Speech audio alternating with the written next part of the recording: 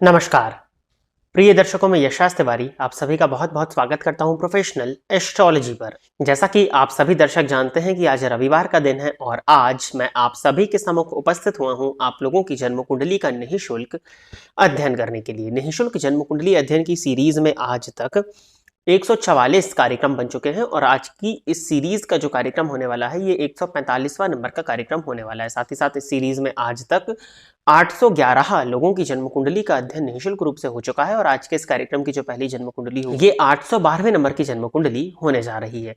यदि आप इस कार्यक्रम को देखते हैं या इस कार्यक्रम से आपका कुछ भी लाभ होता है तो आप इस वीडियो को लाइक करिए, साथ ही साथ इस चैनल को सब्सक्राइब करिए ताकि इन फ्यूचर जो भी कंटेंट मेरे द्वारा इस चैनल पर अपलोड किया जाता है उसका नोटिफिकेशन आपको मिलता रहे। यदि आप भी चाहते हैं कि आपकी जन्म कुंडली का अध्ययन ठीक इसी प्रकार से मेरे द्वारा निःशुल्क जन्म कुंडली अध्ययन के कार्यक्रम के माध्यम से निःशुल्क रूप से किया जाए तो आप अपनी बर्थ डिटेल्स जैसे कि आप अपना नाम, अपने जन्म की तिथि, अपने जन्म का समय और अपने जन्म का स्थान, ये चारों ही चीजें किसी भी एक स्पेसिफिक प्रश्न के साथ में इसी वीडियो के कमेंट सेक्शन में दे दीजिए। आपकी डिटेल्स देने के 3 से 3.5 महीने के बाद में आपकी जन्म कुंडली का अध्ययन ठीक इसी प्रकार से मेरे द्वारा निःशुल्क रूप से किया जाएगा। यदि इस कार्यक्रम से आपका कुछ भी लाभ होता है तो आप इस वीडियो को ज़्यादा से ज़्यादा लोगों के साथ में शेयर करिए ताकि उनका भी लाभ हो और उसका माध्यम आप बने। वार्षिक राशिफल 2024 की सीरीज हमारे इस चैनल पर अपलोड की जा चुकी है, तो आप जाकर के उस प्लेलिस्ट को चेक कर लीजिए और आप जान सकते हैं कि मेष लग्न एवं मेष राशि के जातकों से लेकर के मीन लग्न मीन राशि के जातकों तक के लिए ये वर्ष 2024 कैसा होने वाला है। वर्तमान समय में जो आपको आई कार्ड पर लिंक दिखाई पड़ रहा है वो लिंक उसी प्लेलिस्ट का है। साथ ही साथ इस डिस्क्रिप्शन बॉक्स में जो आपको पहला लिंक मिलने वाला है वो भी 2024 की वार्षिक राशिफल की प्लेलिस्ट का है, तो उसको जाकर के एक बार चेक अवश्य कर लीजिएगा। साथ ही साथ फरवरी 2024 का राशिफल भी हमारे इस चैनल पर अपलोड किया जा चुका है, जिसका लिंक आपको आई कार्ड पर वर्तमान समय में दिखाई पड़ रहा है और डिस्क्रिप्शन बॉक्स में जो सेकंड नंबर का लिंक मिलेगा वो आपको फरवरी 2024 के राशिफल का, मासिक राशिफल का मिलने वाला है। तो उस प्लेलिस्ट को जाकर के अवश्य चेक कर लीजिएगा, तो आप जान सकते हैं कि आपका फरवरी 2024 कैसा जाने वाला है और किस तरह के उपाय आपको इस वर्ष, इस मंथ में, इस माह में करने चाहिए जिससे जो परेशानियां हैं उनको कम किया जा सके। अब हम बिना विलंब के अपने आज के इस कार्यक्रम की शुरुआत करते हैं। उसके भी पहले वो दर्शक जो जन्म कुंडली का अध्ययन करना सीखना चाहते हैं वो मेरे साथ साथ जन्म कुंडलियों को अपने सॉफ्टवेयर में निर्मित करते चलें और जन्म कुंडली को देखने का प्रयास करें। आज के कार्यक्रम की जो पहली जन्म कुंडली है ये वैभव जी की है। तो वैभव जी आप तैयार रहें, आपकी जन्म कुंडली में ले रहा हूं। डेट ऑफ बर्थ इन्होंने दिया हुआ है 3 जून 2000। जन्म का समय बताया हुआ है सुबह के 7:50 और जन्म स्थान है थाने, महाराष्ट्र।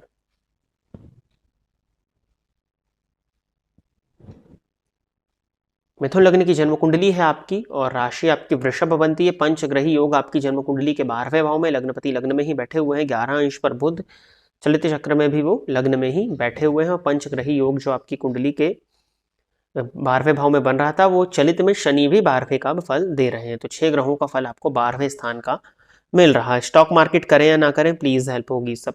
अब देखिए आपकी कुंडली में क्या है कि बुध लग्न में बैठे हुए हैं परंतु चंद्रमा पीड़ित अवस्था में है। चंद्रमा पीड़ित अवस्था में है। शेयर मार्केट का कारक लग्न में है। शेयर मार्केट के कारक के लग्न में होने के चलते शेयर मार्केट से कुछ हद तक फायदा तो मिलता हुआ दिखाई देता ही है, परंतु पंचम पति का 12वें भाव में जाकर के स्वग्रही होना और चंद्रमा का वीक होना, लेकिन अष्टम में केतु भी बैठे हुए हैं और चलित में वो अष्टम का ही फल दे रहे हैं। तो मैं आपको यही सलाह दूंगा कि आप इन्वेस्ट करें तो लेकिन बहुत बड़ा अमाउंट ना लगाएं, पहली चीज। दूसरी चीज, ये प्रोफेशन आपका परमानेंट प्रोफेशन नहीं हो सकता, ये पार्ट टाइम में आप कर सकते हैं, पूर्णतः आप इसमें नहीं लग सकते हैं। तो इसको छोटे रूप में ही करेंगे तो वो ज़्यादा अच्छा होगा। अपने चंद्रमा के लिए आप उपाय करिए। चंद्रमा के लिए आप मेनली शिव जी की आराधना करें, शिव जी का नित्य आप जलाभिषेक करें, उससे आपको लाभ मिलेगा और अपनी माता का सम्मान किया करें तो उससे भी आपको फायदा देखने में मिलेगा। आगे बढ़ते हैं। अगली जन्म कुंडली जो है ये संदीप न्यू पाने जी की है। तो संदीप जी आप तैयार रहें, आपकी जन्म कुंडली में ले रहा हूँ। डेट ऑफ बर्थ है 11 मार्च 1994। जन्म का समय जो इन्होंने दिया हुआ है वो है 5:24 सुबह के और बुटवाल, नेपाल।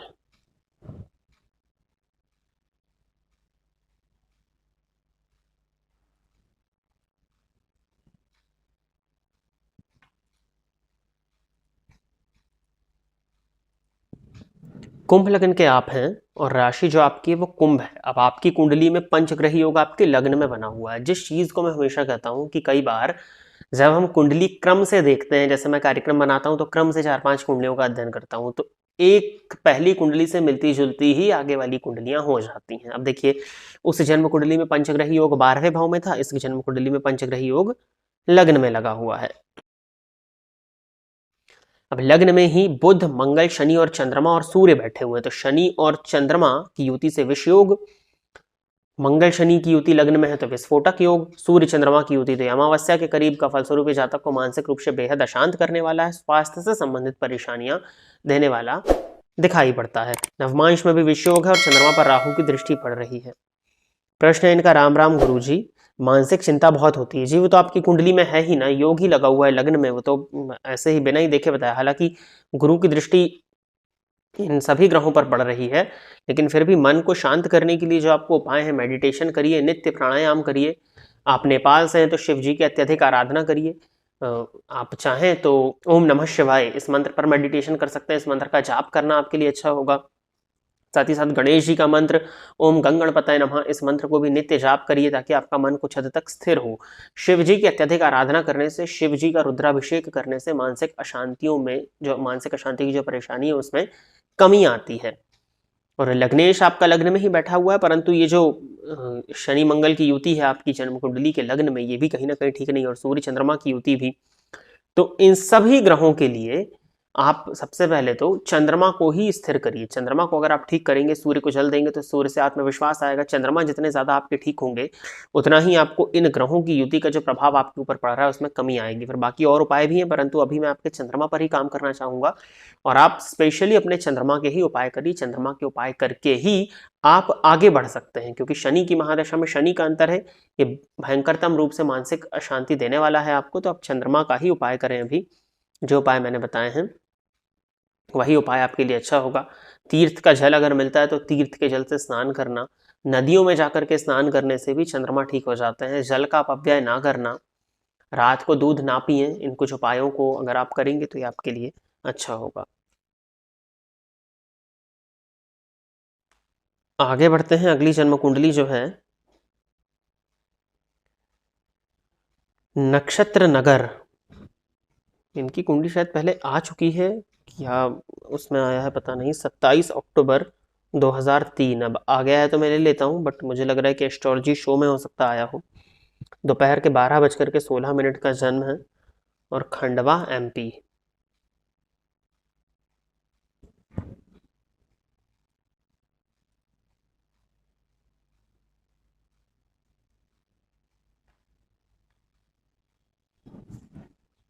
धनु लग्न की जन्म कुंडली है, राशि वृश्चिक बनती है। प्रश्न है इनका, क्या मैं IAS ऑफिसर बन सकता हूँ? अभी मैं बीटेक कर रहा हूँ कंप्यूटर साइंस में, लेकिन मेरा मन IAS की पढ़ाई करने का होता है। क्या मुझे उसमें सफलता मिलेगी? क्या IAS का प्रोफेशन मेरे लिए सही है? जब IAS के प्रोफेशन में ही जाना था तो बीटेक क्यों कर रहे हैं? बैकअप के लिए। धनु लग्न है, 28 अंश पर है, लग्नपति नवम भाव में बैठे हैं, नवमपति सूर्य है, नीच राशि में, राहु के नक्षत्र में। नवमांश कुंडली में सूर्य आपका धनु में ही है, परंतु राहु के नक्षत्र में 9 अंश पर है और राहु की दृष्टि से दृष्ट भी है। शुक्र के वहां होने के चलते नीचत्व भंग होगा। षडबल में सूर्य ठीक ठाक बली है और दशमपति बुध हैं, वो भी लाभ भाव में बैठे हुए हैं जाकर के। बुध की ही दशा आपको चल रही है। अब बुध की दशा में, मतलब दशमेश की दशा में, हालांकि बलवान होने चाहिए दशमेश, तो मित्र राशि तो है परंतु षडबल में कमजोर है। बलवान दशमेश की दशा में यदि किसी चीज का प्रारंभ किया जाए तो उसमें जातक को अवश्य सफलता मिलती है। ज्योतिष शास्त्र का ये सूत्र तो है। लेकिन सूर्य देखिए नीच राशि में है, हालांकि नीच के सूर्य से भी कोई बहुत ज्यादा दिक्कत नहीं है, परंतु वो राहु की दृष्टि से दृष्ट है, तो सूर्य पर राहु की दृष्टि का पड़ना ये होने नहीं देगा इजिली। और जो जिस एग्जाम की आप बात कर रहे हो वो भी IAS, इंडियन एडमिनिस्ट्रेटिव सर्विसेज में आप जाना चाहते हैं, बहुत मुश्किल है। बहुत मजबूत योग वाले लोग भी वहां बैठे हुए हैं और 28 अंश पर लग्न है। मुझे नहीं लगता कि आप इस फील्ड में जाएं। आपका मन जरूर है, MPPSC वगैरह के लिए आप प्रिपरेशन जरूर कर सकते हैं, बुध की दशा ही आपको चल रही है। बैंकिंग अकाउंटेंसी के लिए ट्राई कर सकते हैं, परंतु IAS में जाकर के समय की बर्बादी ही होगी। आप मान के चलो कि वो जब सूर्य का अंतर आएगा ना 2027-28 के आसपास, तब पॉसिबिलिटी, लेकिन IAS की प्रेडिक्शन तो मैं आपकी कुंडली में नहीं दूंगा। सामान्य सरकारी नौकरी लेने का योग है इस कुंडली में। धनु लग्न का चार्ट है, गुरु लग्न को देख रहे हैं, गुरु का संबंध लग्न से हो तो सरकारी नौकरी होने में बहुत दिक्कत नहीं आती। लिया तो जा सकता है, लग्न भी आपका वर्गोत्तमी है, बट आईएएस की प्रिडिक्शंस मैं नहीं दे सकता हूँ आपको। आईएएस के लिए ना जाएं आप। अगर बीटेक ही कर रहे हो तो इंजीनियरिंग की ही फील्ड में जो सरकारी नौकरियां होती हैं, क्योंकि आपकी कुंडली में शनि की दृष्टि लग्न पर है और मंगल तीसरे भाव में शनि के ही घर में बैठे हैं, तो शनि मंगल का संबंध भी बन रहा है, शनि मंगल का संबंध भी बन रहा है, जिसके चलते आप टेक्निकल फील्ड में अगर जाएं तो वो आपके लिए ज़्यादा अच्छा रहेगा। तो आप टेक्निकल फील्ड में ही जाइए और अपनी इंजीनियरिंग की फील्ड से रिलेटेड ही, अब उसमें भी आईईएस में थोड़ी सी दिक्कत हो जाएगी, परंतु उससे जो नीचे लेवल की होती है उसके लिए आप प्रिपरेशन करिए, वो कुंडली में आपकी ज़्यादा अच्छा बनता है। तो टेक्निकल फील्ड में प्रयास करिए और सूर्य की आराधना अत्यधिक रूप से होनी चाहिए आपके द्वारा। सूर्य भगवान को जल दिया करिए, रविवार का संभव हो तो उपवास करें, वो उपाय करना आपके लिए अच्छा होगा। आगे बढ़ते हैं। अगली जन्म कुंडली जो है ये सुमित कुमार मिश्रा जी की है, 25 फरवरी 2000।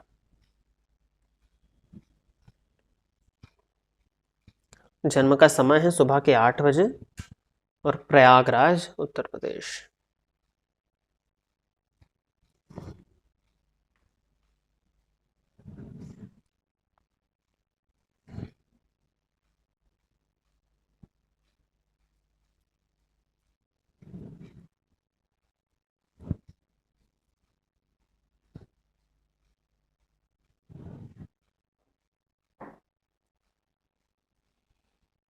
मीन लग्न की कुंडली है और राशि जो आपकी बनती है वो बनती है तुला।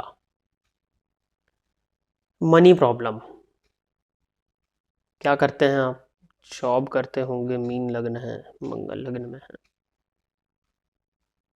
देखिए धनेश लग्न में बैठे हैं और लग्नेश जाकर के धन भाव में ही है, लग्नेश और धनेश का परिवर्तन है, मनी प्रॉब्लम तो नहीं होनी चाहिए, और अगर है तो वो रहेगी 2027 के जून तक। 2027 के जून के बाद में व्यय अधिक की स्थिति आपकी कुंडली में है, परंतु व्यय कब करेंगे?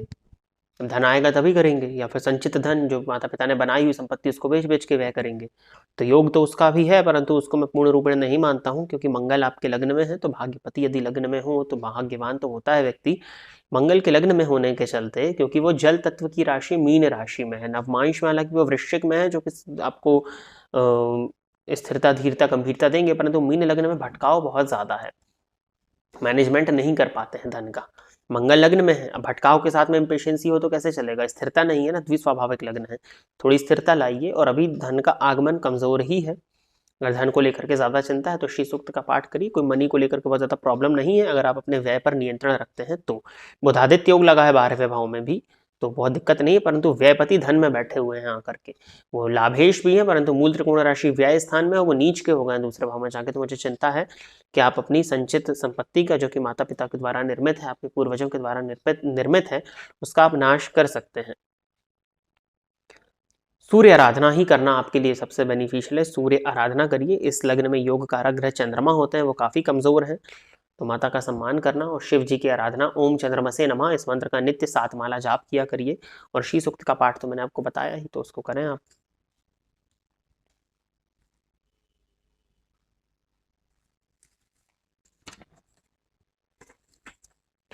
आगे बढ़ जाते हैं। अगली जन्म कुंडली जो है ये वैशाली जी की है।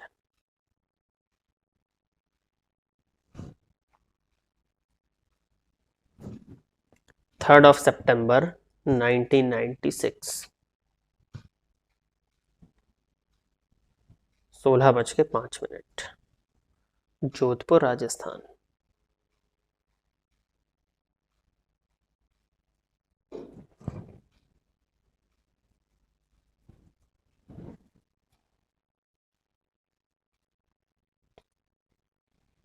धनु लग्न है और राशि जो है वो वृषभ बनती है।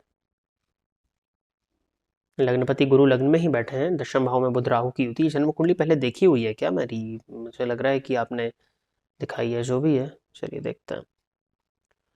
मेरी 20 साल से एपिलिप्सी की मेडिसिन चल रही हैं, पिछले 7 साल से ठीक हूँ, पर डॉक्टर मेडिसिन बंद नहीं करते हैं। मुझे जानना है कि मुझे इन मेडिसिन से छुटकारा कब मिलेगा। सप्तमेश की कंडीशन भी खराब है मेरी कुंडली में, तो वो कैसे निकल सकता है? क्या मेरी कुंडली में बस चारों ओर से परेशानियां ही लिखी हैं?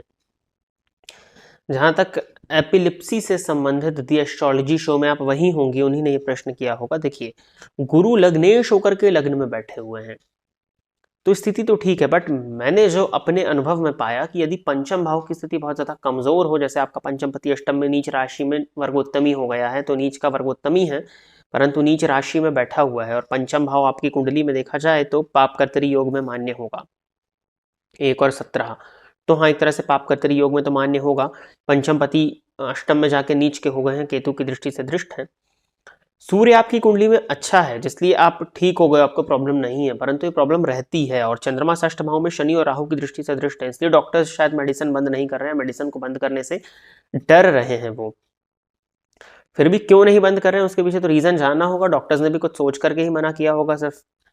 और दवाई अगर वो बंद नहीं कर रहे हैं तो क्या कारण है उसका। लेकिन अगर आपकी कुंडली की जो स्थिति बताती है कि पूर्णतः रोग मुक्ति, इस रोग से मुक्ति तो थोड़ी सी मुश्किल ही है, आप ठीक हो गई हैं, बट मुझे लगता है कि अगर दवाई बंद होगी तो वापस से ये दिक्कत आ जाएगी। लेकिन फिर भी जब ये गुरु का प्रत्यंतर जनवरी 2025 के बाद इसे लगता है, तो इस बात की संभावनाएं जरूर बन जाती हैं कि आपकी जो मेडिसिन हैं उनसे आपको कुछ हद तक छुटकारा मिल जाए। तो लेकिन मेरे कहने से नहीं, डॉक्टर्स कहें तब बंद करिएगा। जन्म कुंडली के योग जो दिखाते हैं वो 2025 की जनवरी के बाद में शो करते हैं कि आपको इनसे छुटकारा मिल सकता है। लग्नेश लग्न में विपरीत योग बन रहा है, वही ग्रह जो कि ये रोग दे रहा है वही ग्रह विपरीत राजयोग बना रहा है। तो संघर्ष करके परेशान होने के बाद में सफलता के योग है, इसलिए 2025 के आसपास इससे आपको मुक्त होने का योग बनता है। और आपसे किसने कह दिया कि सप्तम भाव की स्थिति खराब है। सप्तम भाव पर गुरु की दृष्टि है, सप्तम पति राहु के साथ शनि की दृष्टि से दृष्ट है, तो सप्तम भाव का अधिपति कमजोर है। लेकिन सप्तम भाव और सप्तम के कारक की स्थिति अच्छी दिखाई देती है। आप मांगलिक हैं, शुक्र मंगल की युति जो कि मन के भटकाव को प्रदर्शित करती है, अष्टम भाव में बनी हुई है। तो कई बार वैसे गुरु आपके लग्न में है, तो मुझे नहीं लगता कि इन सब चीजों में आप फंसेंगे। शुक्र के नक्षत्र में वो बैठे हैं तो थोड़ी दिक्कत तो है, लेकिन ठीक है, बहुत ज़्यादा दिक्कत नहीं है। और विवाह के भी योग बनते हैं 2025 के बाद में, विवाह के योग हैं, तो उसके लिए भी आप प्रयास करिए। बुध का अंतर आपके लिए बेनिफिशियल है। गणेश जी की आराधना, गंगणपतये नमः नित्य इस मंत्र का 7 माला जाप करिए और संकट नाशन गणपति स्तोत्र साथ ही साथ जाकर के अपना वार्षिक राशिफल सुनिए। वृषभ राशि आपकी है, वृषभ राशि में जो वार्षिक राशिफल में मैंने उपाय बताए हैं, उन उपायों को करना आपके लिए इस वर्ष फायदेमंद मुझे दिखाई देता है, क्योंकि यहाँ भी शनि और वहां भी शनि चल रहे हैं। तीसरी चीज आपको क्या करनी है कि गुरुवार से प्रारंभ करके नित्य अपने जल में, स्नान के जल में एक चुटकी हल्दी मिला करके स्नान करिए। इन कुछ उपायों को करिए। और द एस्ट्रोलॉजी शो आपने देखा ही होगा, एपिलिप्सी वाला है, तो जो उसमें रेमेडीज बताई हैं उनको भी शामिल करिए। वहां भी रेमेडीज बताई ही होंगी, उनको भी शामिल करिए। तो वो उपाय करना भी आपके लिए काफी हद तक बेनिफिशियल होगा। तो इनका पूरा सेट बना लीजिएगा रेमेडीज का और उनको करिए। और देखिए आने वाले समय में अगर भगवान की कृपा होती है तो कुछ हद तक परेशानियों से मुक्ति मिलती हुई दिखाई दे रही है। तो प्रिय दर्शकों, इतनी ही जन्म कुंडलियों का अध्ययन करने के लिए आज मैं आप सभी के सम्मुख निःशुल्क जन्म कुंडली अध्ययन के कार्यक्रम नंबर 145 में आप सभी के सम्मुख उपस्थित हुआ था। आशा करता हूं कि जितने भी लोगों की जन्म कुंडली का अध्ययन मेरे द्वारा इस कार्यक्रम के माध्यम से हुआ वो सभी संतुष्ट होंगे। यदि आप इस कार्यक्रम को देखते हैं और इस कार्यक्रम से आपका कुछ भी लाभ होता है तो आप इस वीडियो को लाइक करिए, साथ ही साथ इस चैनल को सब्सक्राइब करिए, ताकि इन फ्यूचर जो भी कंटेंट मेरे द्वारा इस चैनल पर अपलोड किया जाता है उसका नोटिफिकेशन आपको मिलता रहे। यदि इस चैनल के कार्यक्रम से आपका कुछ भी लाभ होता है या इस वीडियो से आपका कुछ भी लाभ होता है तो इस वीडियो को ज़्यादा से ज़्यादा लोगों के साथ में शेयर करिए, ताकि उनका भी कुछ लाभ हो और उसका माध्यम आप बने। यदि आप भी चाहते हैं कि आपकी जन्म कुंडली का अध्ययन मेरे द्वारा ठीक इसी प्रकार से निःशुल्क रूप से किया जाए, तो आप अपने जन्म का विवरण, जैसे कि आप अपना नाम, अपने जन्म की तिथि, अपने जन्म का समय और अपने जन्म का स्थान, ये चारों ही चीज़ें किसी भी एक स्पेसिफिक प्रश्न के साथ में इसी वीडियो के कॉमेंट सेक्शन में दे दीजिए। आपकी डिटेल्स देने के 3 से 3.5 महीने के बाद में आपकी जन्म कुंडली का अध्ययन मेरे द्वारा ठीक इसी प्रकार से YouTube पर वीडियो बना करके किया जाएगा। वार्षिक राशिफल 2024 की सीरीज हमारे इस चैनल पर अपलोड की जा चुकी है, जिसका लिंक आपको इस वीडियो के डिस्क्रिप्शन बॉक्स में मिल जाएगा, तो जाकर के देख लीजिएगा। साथ ही साथ फरवरी मासिक राशिफल 2024 की सीरीज भी हमारे इस चैनल पर अपलोड की जा चुकी है, जिसका लिंक आपको इस वीडियो के डिस्क्रिप्शन बॉक्स में मिल जाएगा, तो जाकर के चेक कर लीजिएगा। अपने राशि का हाल सुन लीजिएगा कि कैसा जाने वाला है आपका वर्ष 2024 और कैसा जाने वाला है आपका फरवरी 2024 का मंथ, और क्या उपाय आपको करने चाहिए जिससे आप इस वर्ष और इस माह को और श्रेष्ठ बना सकें। आज के इस कार्यक्रम में बस इतना ही रखते हैं। नमस्कार।